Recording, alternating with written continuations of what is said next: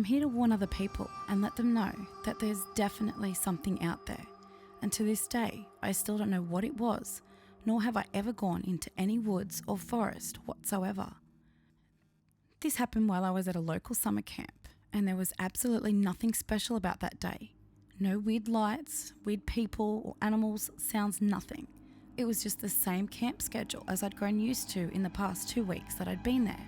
Now my age group had just finished lunch and we were able to persuade our counsellor to let us play a game called Scatter down by the lake. It's a giant hide and seek game that we play in the woods. We'd played this game at least 20 times before that day and nothing weird had happened to any of us. We all grew up playing in the woods, so it's not like we had an aversion or fear of it either.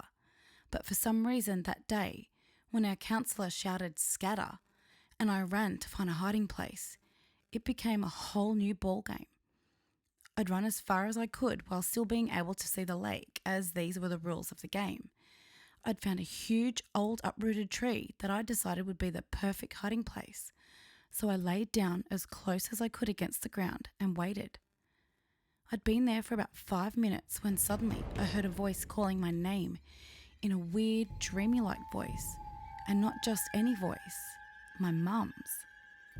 Now me and my mum are extremely close, thick as thieves, so I'd know her voice anywhere, and I would swear on my own grave that it was without a doubt hers. But I knew it couldn't be her, as she was 20 miles away at work. And even if it had actually been her and she'd come to pick me up early, the voice wasn't coming from the lake. It was coming from further out into the woods, beyond the border of the camp. I knew I should have run away from this strange mimic mum voice, but I couldn't. It was almost hypnotic. It messed with my thoughts and gave me doubts like, well, it could be mum. Or what if she's hurt and I have to get her? All these things were flooding into my mind like someone had broken a dam I didn't know was there, until they finally overwhelmed me and my emotions got the better of me, and I took off running in the direction the voice was coming from. I ran as far as I could with only this strange voice as my guide. I couldn't have run for more than 5 or 7 minutes when I got into a clearing and the voice suddenly stopped. When I entered the clearing and didn't hear my mum's voice calling me anymore, I could finally think clearly again and started to have little alarm bells go off inside my head saying, "You idiot," or "That's not mum," and "Run!" But I couldn't run. I didn't know where to run. I'd gotten so far away I had lost sight of the lake by the camp and had absolutely no idea where I was. And I was completely exhausted to boot. With no other options than to sit and catch my breath, I did just that. And no sooner had I sat down, more warning bells went off in my mind. I quickly did a 360 survey around the clearing and noticed a strange noise. It wasn't the continuation of the voice before. No, it was the distinct sound of chattering teeth, like if you were cold. Only there was no one else around, and it was the middle of June in North Carolina. There's no way someone could be cold. And that's when I heard it. Leaves and sticks crunch on the edge of the small clearing, and I realised something was watching me. And then whatever it was moved fast and in circles around the clearing, almost like it was circling prey. And it was at that moment I knew whatever it was had led me out there, away from the rest of my group. Without any other option other than to try and escape, I took off in the direction I thought I came from and sprinted as fast as I could, all while hearing the chittering of teeth and sticks crunching behind me. I didn't know what to do, and I didn't dare turn around to see what was chasing me. I knew that if I did, it would slow me down, and I absolutely was not about to do that. It felt like a lifetime of running away from this thing before I finally saw the lake, and even though I didn't think I could run faster than I ever had in my life, when I broke the tree line, I ran to the lake where I knew my friends were. At that point, I felt safe enough to stop and look back and see just what had been chasing me. But when I did, I only saw a fleeting form running back the way I had come and the distinct sound of chittering teeth. When I finally found my counsellor, who was the seeker trying to find us all, I was hysterical with fear and hugged her as tight as I could. When I finally calmed down, she tried to get me to tell her what happened, but I just asked, "Were you calling my name?" Before she even said anything, I already knew the answer. After all, it had been my mum's voice that had led me away from everyone else. But what she said next was so much more bone-chilling to me. She told me, "No one called for you. We didn't know you were gone. Everyone is still hiding. The game isn't over yet."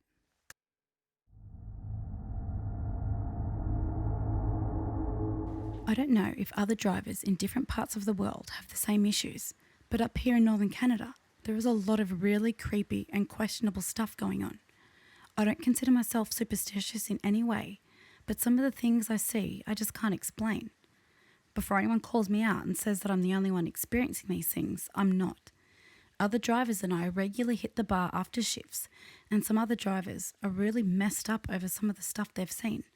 I know a guy who keeps a lamp on inside his car at night because he's terrified of the dark after something happened to him that he won't tell any of us about. These things happen all the time. They're painfully real, and I cannot stress that enough. Several months ago, I want to say December, I was working a closed shift, which is from 10 p.m. till 5 a.m. in the morning, and my delivery sector was mostly the outskirts of town, along the foothills and further north. Being December in Canada, there was about 6 inches of fresh snow, and only the highways were ploughed properly. Driving the rest of the roads would be a death wish if you didn't have the proper gear and experience. Lucky for me, I have an all-wheel drive car, studded tyres and chains in case things go really south. I'm also one of the more senior drivers. Being one of the few people with an all-wheel drive car, I was requested to take another delivery right to the edge of our delivery range, roughly 45 kilometres from the store. Since the weather was so bad, I called the number on my slip to confirm an address and that they still wanted the pizza. Getting an okay from what seemed like a cheery old lady, I set out down the highway, but not before stopping for my coffee, of course. Just after I left the city limits, I noticed something alarming. All of the lights, including the street lights, were out. Assuming a power outage due to a storm, I give my boss a call on his cell phone to confirm it. Confirming that it is indeed a sector-wide power outage, I attempt to give the lady I'm delivering to a call, trying to milk the apathy factor for extra tip. I try and be as nice as possible. "Hello, this is your delivery driver. I'm noticing there's a power outage. I'm just wondering if you still wanted the pizza despite these terrible conditions." The old lady responded back, "Goodness, dearie, I didn't think you would still deliver it. What excellent service from you and your company. If you could make it out here, I will definitely make it worth your while. I've got a backup generator lighting my house, so I shouldn't be hard to miss. Please take your time due to these horrible conditions." Knowing I'd hooked a substantial tip, I put my blinker on and continued back down the highway. One thing you guys need to understand was how dark it was. With it being later than midnight and not a single light on, the only thing illuminating my way were my subpar headlights. On top of that, it was snowing quite heavily. If my car were to die or my headlights were to go out, I'd be completely screwed. Lucky for me, neither of those things happened. But something worse did. About 10 k's down the road, what I can only assume was a dirt road underneath the mountains of snow in the middle of nowhere, I came across a car in the middle of the road with its hazards on.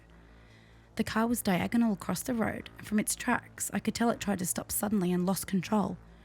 Throwing my hazards on and getting on, I attempted to survey the scene. Moving about 20 metres from the car, I could not see any signs of life, and noticed that the driver's side door was swung open and snow was piling in the car. What alarmed me the most was what looked like blood on the inside of the window and all over the steering wheel. Upon clearing the snow from inside the car, it was obvious there was a pretty brutal accident here, as there was blood all over the driver's side. My mediocre first aid training kicking in, my first response was to call 911 and get an ambulance out here. Pulling out my cell phone, the most cliche thing happened to me. There was no freaking cell service. Obviously there's no freaking cell service, I screamed. I'm out here in the boonies. After having my little meltdown, I decided to see if I could see any tracks or something to lead me to this obviously injured person. At this point, I'd completely forgotten about the delivery and was pretty intent on helping whoever was messed up out here. The chance of another car coming by all the way out this late was slim to none, so this was on me. Using my delivery driver sleuthing skills, I managed to figure out a few things. 1. This person obviously hit something really, really, really big, like a moose or a large bear. The front of his car was almost entirely caved in and both his wheels were going opposite directions. No way this thing was going anywhere. Drawing on past experience, I actually couldn't think of anything that would do as much damage to a car like that. 2. Seeing a small trail of blood leading up the road, I assumed he probably went walking to look for help. This was where I made my first mistake. I followed the trail of blood on foot. Wanting to play the hero, I bundled up and set out in the storm with a small LED flashlight that made decent light. At this point, I wasn't even thinking about my safety. I was concerned with whoever had injured themselves in that accident and getting them to safety. After about 5 minutes of walking, I realised that I had screwed up majorly as a singular thought came through my mind. What if whatever this driver hit was still out there? Judging by how big the impact on the car was, I can only guess that it was a grizzly bear or something unknown much larger. Dealing with a wounded animal in the middle of winter was not something my pay grade covered. After my moment of clarity, I decided my best bet was to get back to my car and get back to cell service to call 911. Not even after I'd taken 10 steps back towards my car, I heard what sounded like an entire tree being torn from the ground. The noise was absolutely deafening and threw me into a wild panic. I started sprinting back to my car but kept getting slowed down by the fact my legs could not coordinate with each other. After sprinting about 5 steps, I tripped hard and I fell face first into a snowbank. I just laid there, trying to get myself up and take a bearing.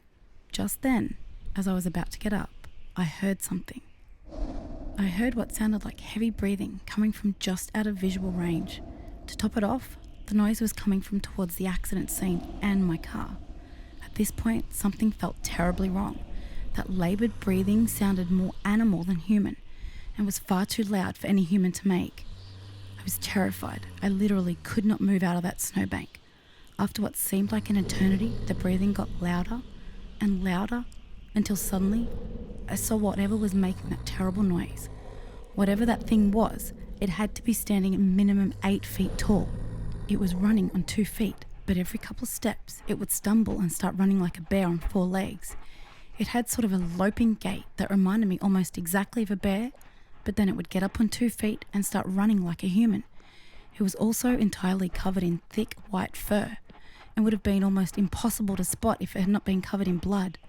Whether or not that was its blood or the driver of that car's, I never stuck around to find out.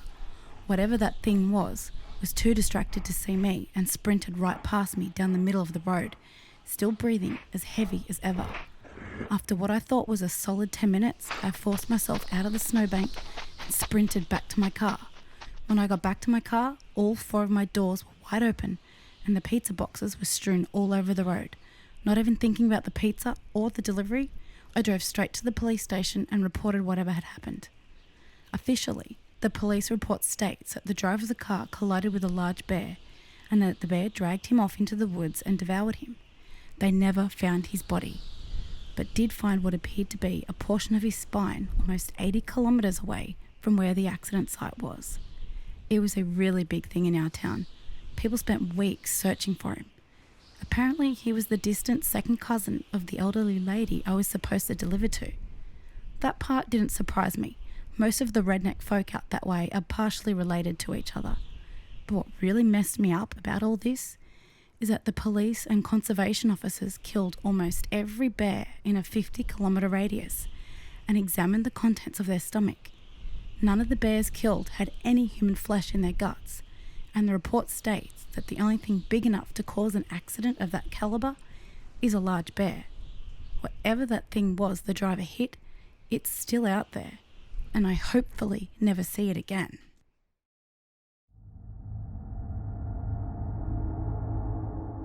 So last night my friend contacted me as he needed a ride home from work and I was the only one available to do so. Initially his dad was going to give him a ride, but he had an unexpected work emergency come up, so I was his last shot before asking a co-worker, which he generally hates doing. We live in Minnesota, so being that it was already 9:30 p.m. when he called me, it was dark outside at that point. Now when I say we live in Minnesota, I don't mean like way up north in the absolute middle of nowhere, but we live about halfway between St. Cloud and Minneapolis. The drive to pick him up was pretty uneventful as I took County Road 10 from where I lived to pick him up. Now, anyone who lives in Minnesota knows that this road is basically a more highway kind of road for rural, smallish towns. So I pick him up from the gas station he works at and started the trip to bring him home. Now my friend, I'll just refer to him as Jay so as not to include any direct names. He lives out in one of the townships in Minnesota. This means that for the most part, there are mostly either large pastures, as there are lots of farms in these areas, or woods. Not much in between. This also means that Jay's house is for the most part in the middle of nowhere. And so are the back roads you need to take to get there. These back roads mean that there's just enough space on the road for 2 cars and a bit more road on each side for rumble strips to wake anyone who may fall asleep at the wheel before either a bunch of gravel or grass that lead to a ditch and then finally woods. So I have my high beams on as there are lots of deer and other wildlife out there this time of year, and I wanted to see them before it's too late and they total my car. About halfway into the drive, I saw the outline of something in the middle of the road. I assumed this to be deer, so I slowed down in order to avoid hitting it. Upon coming closer to the figure, however, I saw that it began to resemble a coyote more. This wasn't surprising to me though, as there are lots of those in Minnesota. They're like rats, with how many of them there are. As we came closer to the figure, I got a really uncomfortable feeling, as the coyote was refusing to move out of the middle of the road. Another reason that I felt uncomfortable was that while it did look like a coyote, it was kind of off looking. Now I know how coyotes look. I was in Boy Scouts from kindergarten to 7th grade, and we'd seen plenty of them while being out camping. But this one, its front and hind legs were about 1.5 sizes too long. Its torso was also oversized, and its neck was too long. To top this all off, it was overly bony and looked like it hadn't eaten in weeks. This is very concerning, as there are plenty of small game that coyotes can feed on in the area. Already I wanted to be out of this place just by the way the thing looked, and the fact that it didn't take off immediately upon the car getting close to it. I really didn't feel like dealing with a rabid coyote. Now to get into the thing that unsettled me the most, as I drove slightly off the road to go around the thing, I swear that it looked straight at both of us. I know I wasn't the only one who felt this, as Jay spoke up. Kinda looks like it's staring at us, and gave a slight uneasy chuckle. Now when I say that it looked at us, I don't mean it looked at the car, but seemed to lock eye contact with us. Even more unsettling is that its eyes weren't yellow like a typical coyote's, but were green and looked extremely bloodshot. After getting around it, I took off as fast as I could and finished bringing Jay home. He of course joked around and said things like, "Oh, maybe it was a skinwalker," and laughed at how freaked out I was. The thing is though, this isn't the only time I've had an experience just like this. I've had another situation when I was driving home from Alexandria around 11 p.m, to which I just shrugged off as it probably being a rabid coyote. But after last night, I'm 99% positive that the thing was not just a rabid coyote. I know, I'm probably just letting my imagination get the best of me, but the fact that I've had something incredibly similar to this happen in the past makes me think that maybe it's not just a coincidence.